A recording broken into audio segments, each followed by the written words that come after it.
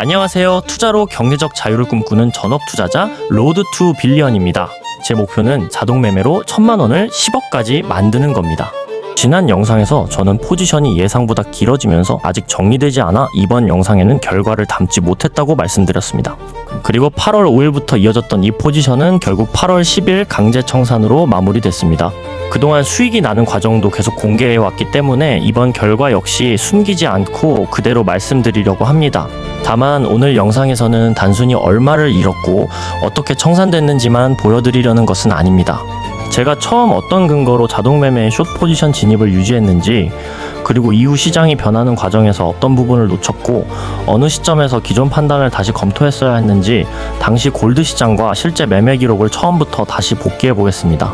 우선 제가 처음 포지션에 진입했던 8월 5일 당시 골드 시장부터 확인해 보겠습니다. 당시 골드는 이미 상당한 변동성을 보이고 있었습니다. 중동에서는 미국과 이란이 호르무즈 해협 정상화를 두고 협상을 이어가고 있었고 8월 5일에는 이란과 오만이 선박 통과 항로를 두고 일정 부분 합의했다는 소식도 나왔습니다. 저는 당시 이 부분을 골드 가격의 조정 가능성을 높이는 이슈 중 하나로 봤습니다. 그동안 골드 가격을 끌어올렸던 요인 가운데 하나가 중동의 지정학적 불확실성이었기 때문에 호르무즈 해협이 다시 정상화되고 미국과 이란의 긴장이 완화된다면 안전자산에 몰렸던 수요 역시 일부 빠져나갈 수 있다고 생각했습니다. 여기에 골드 가격 자체도 단기간에 상당히 빠르게 올라온 상태였습니다. 제가 처음 숏 포지션을 잡았던 구간은 4,112달러에서 4,145달러 사이였습니다. 당시 차트를 보면 이전 고점과 매물대가 겹치는 구간이었고 볼린저 밴드 상단 역시 크게 확장돼 있었습니다. 저는 상승 추세 자체가 완전히 끝난다고 본 것은 아니었습니다. 다만 상승이 계속되더라도 이 정도로 단기간에 가격이 올라왔다면 중간에 한 번 정도 과열을 해소하는 기술적인 조정이 나올 가능성이 높다고 판단했습니다. 쉽게 정리하면 지정학적인 위험은 완화될 가능성이 있었고 차트에서는 단기 과열이 나타나고 있었기 때문에 한 차례 조정에 무게를 두고 숏 포지션 진입을 유지했던 겁니다. 그런데 지금 다시 당시 시장을 보면 저는 너무 한쪽 방향으로만 해석하고 있었습니다. 호르무즈 해협이 정상화될 수 있다는 기대는 지정학적 위험을 낮춘다는 점에서는 골드의 하락 이슈가 될 수 있지만 동시에 국제 유가를 떨어뜨릴 수 있는 이슈이기도 합니다. 그리고 유가가 내려가면 물가에 대한 부담이 줄어들 수 있고 그만큼 연준이 금리를 더 올려야 한다는 압박도 낮아집니다. 금리가 내려갈 가능성이 커지면 미국 국채금리가 하락하고 달러까지 약해질 수 있는데 이런 환경은 오히려 골드에는 강한 상승 이슈가 됩니다. 당시 저는 지정학적 위험 완화가 골드에 미치는 영향에 조금 더 무게를 뒀지만 실제 시장에서는 금리와 달러 쪽 영향이 훨씬 강하게 반영됐습니다. 그리고 8월 5일 골드 가격은 제가 예상했던 방향과 정반대로 움직였습니다. 현물 골드 가격은 하루 만에 약 4% 상승했고 온스당 4,250달러를 넘어섰습니다. 골드는 이런 움직임이 평소에 자주 나오는 건 아닙니다. 실제로 8월 5일의 상승은 2008년 금융위기 이후 약 18년 만에 나온 가장 강한 하루 상승이었습니다. 그리고 상승은 여기서 끝나지 않았습니다. 해당 주간 전체로 보면 골드 가격은 7% 넘게 상승한 모습을 보였습니다. 결과적으로 제가 포지션을 들고 있었던 기간에 골드 시장에서는 2008년 금융위기 이후 약 18년 만에 나올 정도로 흔하게 보기 어려운 강도의 상승이 나온 겁니다. 하지만 이번 청산의 이유를 단순히 시장이 이례적으로 움직였기 때문이라고 생각하지는 않습니다.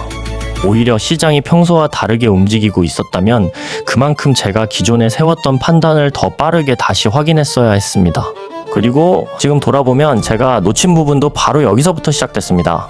처음 포지션에 진입한 이후에도 제가 예상했던 조정은 나오지 않았습니다. 골드 가격은 계속 위쪽으로 움직였고 포지션의 평가 손실도 점점 커지기 시작했습니다. 그런데 당시 저는 여전히 단기간에 가격이 너무 빠르게 올라왔다는 판단을 내리고 기존 관점을 유지하고 있었습니다. 가격이 이렇게 올라왔으면 어느 시점에서는 한번 조정이 나올 거라고 생각했고 그 조정이 나오면 포지션을 정리할 수 있다고 판단했습니다. 문제는 시간이 지나면서 제가 처음 포지션에 들어갔을 때와는 시장 환경 자체가 달라지고 있었다는 겁니다. 8월 6일에도 미국과 이란의 협상은 이어지고 있었지만 호르무즈 해협을 둘러싼 불확실성은 생각했던 것만큼 빠르게 해소되지 않았습니다. 오히려 협상이 진행되는 동시에 새로운 갈등과 경고가 계속 나오면서 중동 리스크가 시장에 계속 남아 있었습니다. 그런데도 저는 지정학적 불확실성이 결국 완화될 것이라는 쪽에 계속 무게를 뒀습니다. 그리고 8월 7일 이번 포지션에서 가장 중요했다고 생각하는 변수가 하나 더 등장합니다.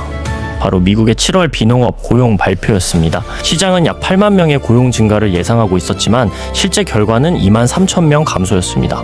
5월과 6월 고용 역시 합산 10만 3천 명 하향 조정됐습니다. 결론적으로는 한 달만 고용이 약했던 것이 아니라 이전부터 노동시장이 생각했던 것보다 빠르게 식고 있었다는 게 확인된 겁니다. 이 결과가 나오자 시장은 연준이 금리를 추가로 올릴 가능성을 빠르게 낮춰 반영했습니다. 미국 국채금리가 내려갔고 달러도 함께 약해졌습니다. 그리고 골드 가격은 다시 강하게 올라갔습니다. 지금 다시 보면 저는 이 시점에서 기존 관점을 가장 강하게 재검토했어야 했다고 생각합니다. 제가 8월 5일 처음 포지션에 들어갔을 때는 없었던 새로운 상승 이슈가 시장에 들어왔기 때문입니다. 처음에는 골드가 너무 빠르게 올랐고 지정학적 위험 역시 완화될 가능성이 있었기 때문에 조정이 나올 것이라고 판단했습니다. 그런데 시간이 지나면서 지정학적 불확실성은 계속됐고 고용까지 예상보다 크게 약해지면서 금리와 달러 역시 골드 가격에 유리한 방향으로 움직이기 시작했습니다. 즉 처음에 제가 숏 포지션을 유지했던 전제들이 하나씩 달라지고 있었던 겁니다.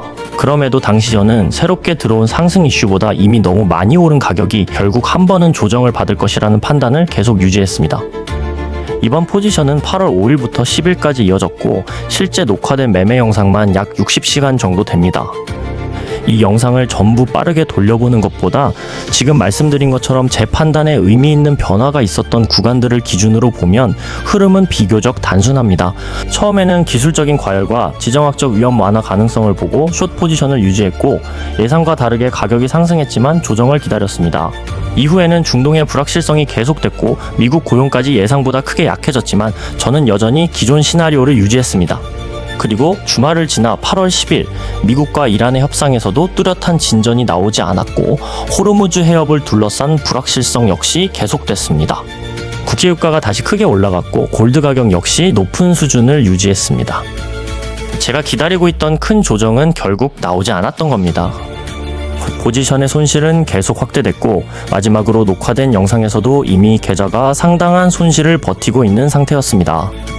그리고 그 이후 골드 가격이 다시 올라가면서 8월 10일 결국 계좌는 강제 청산됐습니다. 지금 다시 8월 5일부터 과정을 돌아보면 저는 처음 숏 포지션에 들어간 것 자체보다 그 이후 판단을 수정하지 못했던 부분이 더 큰 문제였다고 생각합니다. 시장에서 방향을 틀리는 건 언제든 있을 수 있습니다. 또한 제가 예상한 자리에서 조정이 나오지 않을 수도 있고 예상하지 못했던 뉴스가 나올 수도 있습니다. 그런데 중요한 건 그때 새로운 정보에 맞춰 처음 세운 판단을 다시 확인하는 겁니다. 이번에는 가격이 예상과 다르게 움직였고 지정학적 상황도 제가 생각했던 방향으로 빠르게 풀리지 않았으며 미국 고용까지 약하게 나오면서 골드를 끌어올릴 수 있는 새로운 이슈가 계속 추가됐습니다. 그런데 저는 시장이 바뀌고 있다는 사실보다 결국에는 조정이 나올 것이라는 처음 판단을 더 오래 믿었습니다. 결과적으로 이번 매매에서 제가 가장 크게 잘못 판단한 부분은 시장의 방향을 한번 틀렸다는 것보다 처음 세웠던 시나리오의 전제가 계속 바뀌고 있었는데도 그 판단을 끝까지 너무 오래 유지했다는 점이라고 생각합니다.